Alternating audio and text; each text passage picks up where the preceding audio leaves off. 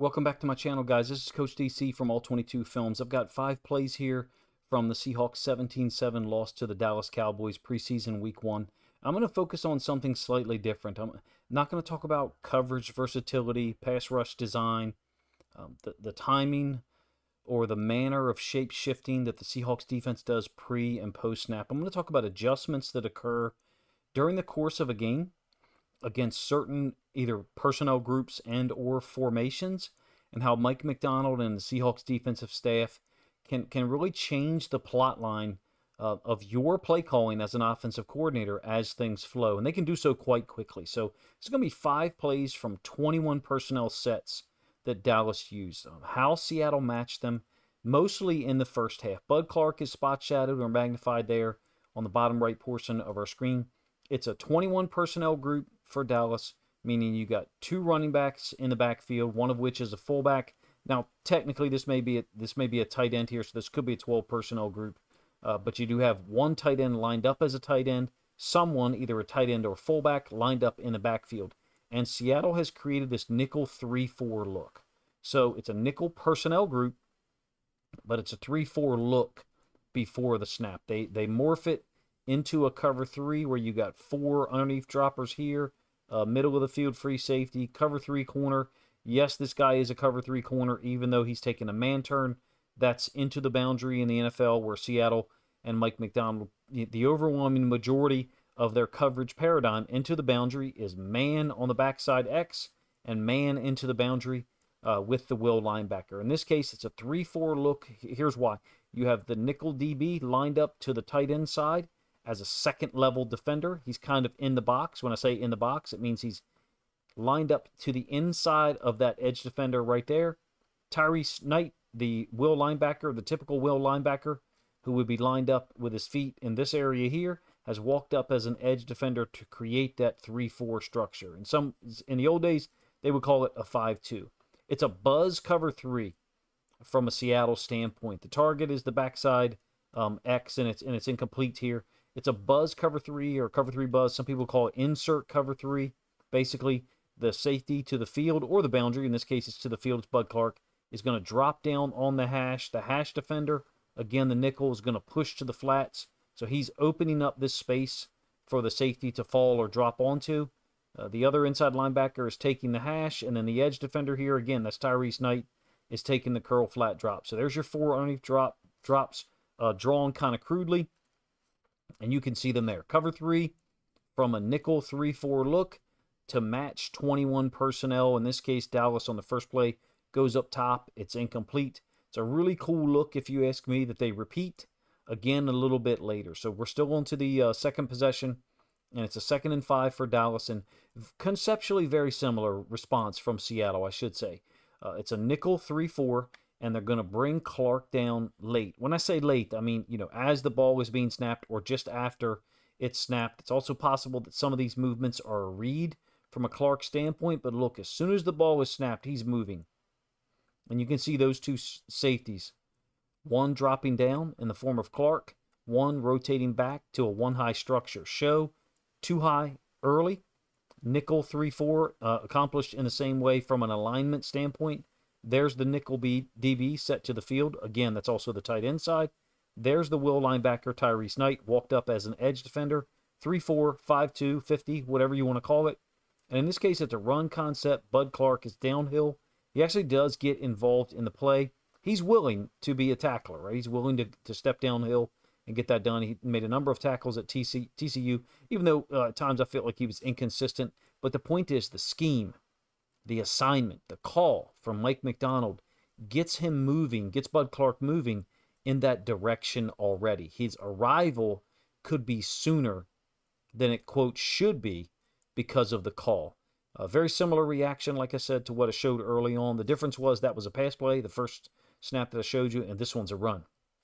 Severe disruption by Morris. I really hope that he performs to this level in week 2 of the preseason, because then I'll use some of these clips. He's just basically driving the backside tackle, who's doing a poor job of trying to scoop him, and the center, who's back blocking onto him on this gap scheme. I call it F-counter. He's driving those guys or splitting them back into the backfield. The fullback the second blocker in the F counter scheme, really can't even climb over the top there. So you got problems. I think this is O'Connell here. Tyrese Knight is forcing it inside. You can see Bud Clark coming downhill late. I don't mean late as far as when he should arrive. I mean late as far as compared to the other second-level defenders that lined up there as far as the inside linebacker and the nickel. Bud Clark lined up at the third level of the defense, brought down there by call or scheme or assignment, and the disruption of the defensive line really short-circuited this run call before it started. But for a moment, let me try to bring your attention back to that first play that I showed you. If you recall, I drew it up on the screen that the flat defender was the nickel DB, and I drew him pushing out into the flats. Clark inserting or dropping down onto the hash. The other inside linebacker dropping to the other hash, opposite of Clark. And Tyrese Knight, the edge defender, dropping out into the flats. You've got the same relationship here horizontally from right to left on our screen, left to right for the Seahawks defense. Essentially, I think Mike Macdonald and the Seahawks defensive staff were able to disrupt the run play here by using the same exact look against 21 personnel, the same reaction or call that they did on the first iteration of it. Another example of 21 personnel being used, and of course Seattle stays in their nickel personnel because they're a base nickel defense, but once again they deploy the nickel somewhat inside the box to the tight end side. In this case, I would call this a nickel 4-3. And so what I mean by that is you've created a four-man defensive line as illustrated by these four players here. The two inside linebackers, Tyrese Knight is off the field at this time, and the nickel is rolled up as well or stacked into the box just outside shade of this tight end. I think you would probably feel comfortable calling him a 90 technique. In any case, it's a lead zone concept from a Dallas perspective on a 2nd and 5. They're putting Clark in a position from an alignment standpoint. He's obviously closer to the line of scrimmage than the other safety is. He's there to possibly be an add-on guy, the 8th player. Against the run, the nickel is the number 7 player here. But it's a lead zone to the right, the bottom side of our screen, to the right for the Cowboys defense. Bud Clark does get involved. In addition, the safety from the bottom right, from the right-hand portion of our screen is there first. In fact, I think Clark takes a little bit of a false step. It's also influenced by the motion of this Z receiver. Sometimes they'll, switch who's going to cover the tight end and the receiver, depending on the alignment. So if the receiver stayed out this far and they ran a similar combination, then perhaps the corner would stay with him man, and Clark and or the nickel would take over the tight end if it was some version of zero and or man free. It's not. It's a run play. Conceptually similar to what we just talked about, Clark getting downhill or being given a lane to get downhill. I just think he floats or drifts a little bit here because he's checking with the corner on the motion. I'm just scrubbing this back and forth a little bit, and that is what allows him, or that's what causes him, to be a little bit late. The added layer, again, is that wide receiver motion, but you've got the two different looks that have shown up so far. A nickel 3-4, old school 5-2, if you want to call it that. And then now here, a nickel 4-3. So really all of the discussion so far has kind of led me to this point. We're on to the second possession. I'm going to start with the end zone angle. I think this is where it starts to get really interesting, and you see kind of this increase in temperature from Mike Macdonald's responses. Turning the volume up, if you will. It's a 21 personnel group again. Remember the first play I showed you, right? The pass down the sideline, Bud Clark, cover 3 buzz, or what some people refer to as insert cover 3. Conceptually the same reaction on the first two examples that I showed you. Nickel 3-4, Bud Clark stepping down into the hash. Since then, Dallas has been running the ball out of a 21 personnel group. I think Mike Macdonald and the Seattle Seahawks defensive staff, look, everyone in the NFL can adjust. They've got multiple looks. Don't get me wrong. No one just stays static in the same look all the time. I think these guys are 2 steps ahead of the game oftentimes at making adjustments. And in fact, I refer to it as kind of changing or force altering the plot line of a movie as it happens in live speed. So it's a lead zone concept, again, to the weak side, totally stacked up, right? Tyrese Knight is involved, along with multiple other guys. I'm going to peel this back a layer for a moment, and then we'll do the all-22. Someone shows up, it's the boundary side corner. So, keep in mind, these things happen, these 21 personnel groups, they happen after maybe, let's say, 3 11 personnel groupings in a row. perhaps interrupted by a 12 personnel group next, or 13 personnel. So my point about mentioning a movie with a plot line is tying together plot lines from 4 or 5 different characters. In this analogy, or in this comparison, each character in that movie is a different personnel group. The 11 personnel group is happening, let's say, in New York City. The 21 personnel group is happening, in Seattle. And so the response to 21 personnel is not going to show up every single snap while you're watching the game. It's going to happen every 6 minutes, or maybe every 17 minutes, like you see in a movie where the plot line, goes from one character to another, one scene to another. Basically what I'm trying to do for you is distill this down and show you how Mike Macdonald can forcibly change an offensive coordinator's decision-making in the middle of the game. In fact, it's early. So, same play from the All-22. 1st and 10. He's not the only defensive coordinator to bring the corner blitz. He's not the only defensive coordinator to have multiple looks against the same personnel group / formation. 21 personnel, pro I. There's the I, there's the pro with the tight end on the line and the Z off. He might be the only defensive coordinator to do all of those things in a preseason game and not rotate the safety over the top to protect against some kind of route by that wide receiver who's spot shadowed. I don't know if Mike Macdonald knew it was run. It's 1st and 10. They're in 21 personnel. Let me bring the daggone corner through the B gap, by the way. It's not like he's blitzing off the edge between the receiver and the right tackle. He's going through B gap, essentially where I have that red line drawn. So that's between the right guard and the right tackle, totally disrupting the running back path, the fullback's blocking scheme. Fullback, just so you know, is supposed to go ISO up, lead up onto the will linebacker, McKnight, and then you'll get some kind of combination block from the offensive line to deal with the Mike linebacker. None of that can occur because the boundary side corner is screaming through the B gap like a bat out of hell, disrupting the whole damn thing. I said I was going to show 5 plays. This is the 4th one. I could have shown this one first.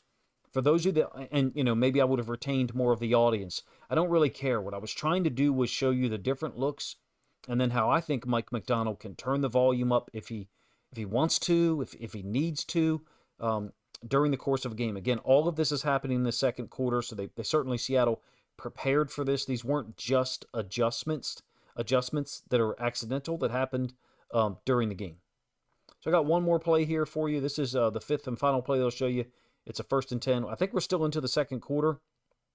It's the 3rd possession, and you can tell already that it's a nickel 4-3.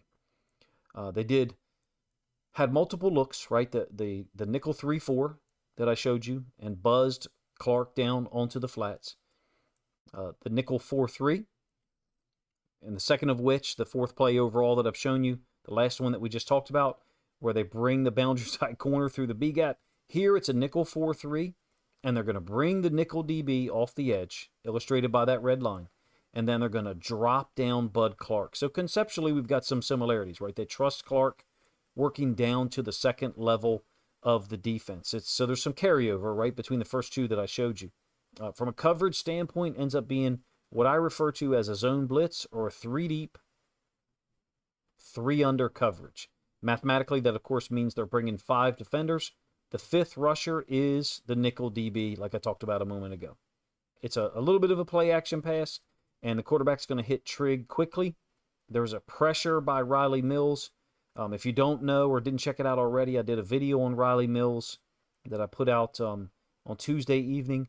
I love the last 2 play calls the most because here, to me, Macdonald is in a situation on the 1st and 10 where the nickel blitz, creating that 5th additional rusher, works out against the pass. Forces the quarterback to get rid of the ball quickly. It's not the nickel DB who gets there and pressures the quarterback. Like I said, it's Riley Mills. But in addition, that could help you on a run concept. That could help you if you're running the football to one side or the other. So I think there's some real safeguards in play with some of these play calls, with some of these coverage checks / blitzes. The ability to vacillate between multiple looks during the course of the game and not give the offensive coordinator and the quarterback consistent looks when you line up in the same formation, same personnel group, 21 personnel, same formation, essentially pro I. Sometimes the guy was offset. I think it just creates a ton of problems for offensive coordinators and quarterbacks trying to deal with the Macdonald defense as the game moves on. Individually, I think here we've got another example of the brilliance that is Seattle's defense, even on a day when they lost 17-7 at home. And of course, there's other teams in the NFL, college, and high school football that are going to match personnel/formations in a different manner over the course of an entire game. Or here we've got first and then into second quarter. It's a theory that I've had about Macdonald that mentally started to develop around week 6, 7, 8, and 9 in 2023. And that was, there can be this kind of almost falling off of a cliff dynamic for quarterbacks and offensive play callers in certain games against Macdonald. Do not take offense, but one of those from 2023 includes the Seahawks. I'm, of course, talking about the Ravens' Week 7 win over a really good Detroit Lions team in 2023. That Lions team, by the way, lost in the NFC Championship game against the San Francisco 49ers in a game I think they had a 17-point lead. And then 2 weeks later at home again in Baltimore, the destruction of the Seattle Seahawks when Pete Carroll was still there and Geno Smith. What I'm describing as far as the falling off of a cliff dynamic, or making that analogy, is there's just too many looks that they're playing. They're too well prepared to be able to morph or change in and out of one look to another. I, as a quarterback, can't get a bead on what's happening, number one. Number two, I can hardly get the ball off in time before the pass rush gets here.